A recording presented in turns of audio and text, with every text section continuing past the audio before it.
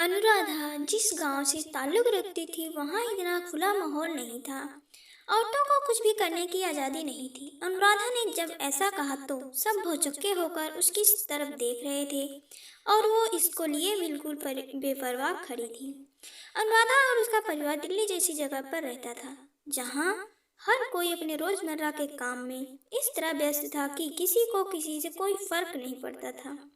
अनुराधा जब गांव से शहर आकर बसी थी तो उसे वहां का कल्चर बहुत अजीब लगा था, जिसमें ढलने के लिए उसे बहुत टाइम लग गया।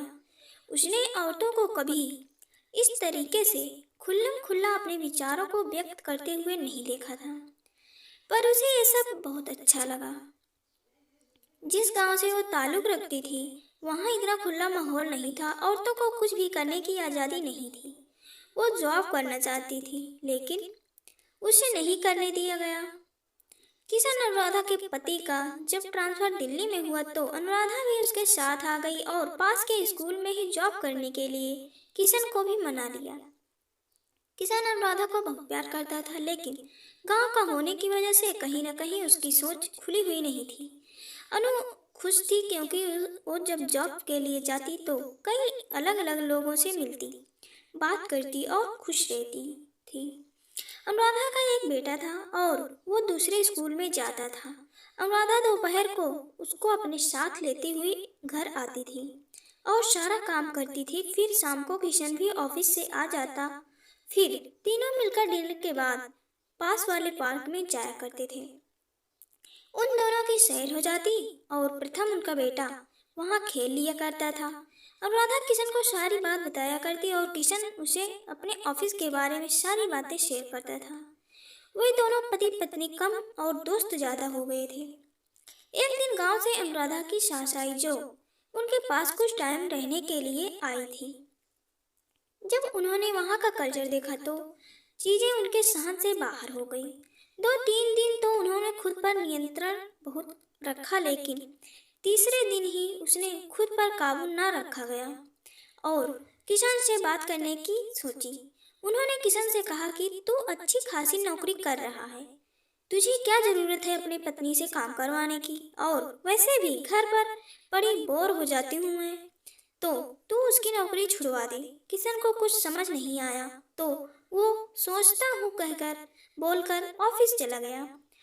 अनुराधा ने ये सारी बातें सुन ली थी तो उस दिन से उसने माँ जी की हरकतों पर नजर रखनी शुरू कर दी थी। एक दिन उसको स्कूल में देर हो रही थी तो उसने नीता उसकी सहेली को बोला कि प्रथम को स्कूल से लेकर घर छोड़ देना, वहाँ माँ जी होंगी। नीता ने जब प्रथम को घर छोड़ा तो उसके 1 घंटे बाद जब अनुराधा वापस घर आई तो उसने सुना माँ जी प्रथम को कह रही थी कि तू अपनी मम्मी को बोल वो जॉब छोड़ दे अपनी, दे तो तू जब आएगा तो तुझे मम्मी घर पर ही मिलेगी और खाना भी एकदम गर्मा गर्म मिलेगा। माँ जी की बात सुनकर अनुराधा को बहुत गुस्सा आया, लेकिन उसने बच्चे के सामने कुछ बोलना ठीक नहीं समझा। अगले दिन रात को जब खाना खाकर किशन और अनुराधा सैर के लिए जाने लगे तो माँ जी ने पेट में दर्द को लेकर सारा घर सर पर उठा लिया और उनका जाना कैंसिल हो गया। 2-3 दिन तक रोज ऐसा होता रहा तो उनकी सैर पर जाने की आदत भी छूट गई। अब किशन भी अनुराधा से कटा कटा रहने लगा, क्योंकि माँ जी की सेवा करके जब वो कमरे में आती तो किशन सो चुका होता और उसकी आपस में कोई बात नहीं हो पाती थी, ना ही आपस में समय बिता पा रहे थे। प्रथम के बर्थडे वाले दिन केक काटने के बाद किशन ने कहा कि चलो आज बाहर खाना खाने चलते हैं। माँ जी ने फिर से पेट दर्द का बहाना किया और बोली तू लल्ला को घुमा ला, इसका जन्मदिन है, बहू मेरे साथ रुक जाएगी, हम खिचड़ी खा लेंगे। अनुराधा मुड़ी और बोली किशन ऐसा मत करो, तुम माँ जी के पास रुक जाओ और माँ जी के साथ ही खाना खाओ, उन्हें अच्छा लगेगा।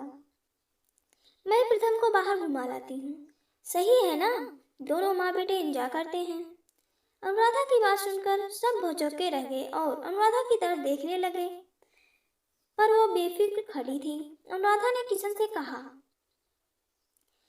कि बस अब और नहीं, और रोज रोज माँ जी के होने वाले पेट दर्द की वजह प्रथम को माँ की जॉब छुड़वाने वाली बात पर बहकाना और सारा काला चिट्ठा किशन के आगे खोल कर रख दिया। किशन माँ के बर्ताव से हैरान था। उसने माँ से पूछा कि ये सब सच है? तो माँ बोली, क्या जरूरत है इसको नौकरी करने की? तू अच्छा खासा कमा तो रहा है, तेरे से घर के काम में मदद लेती है।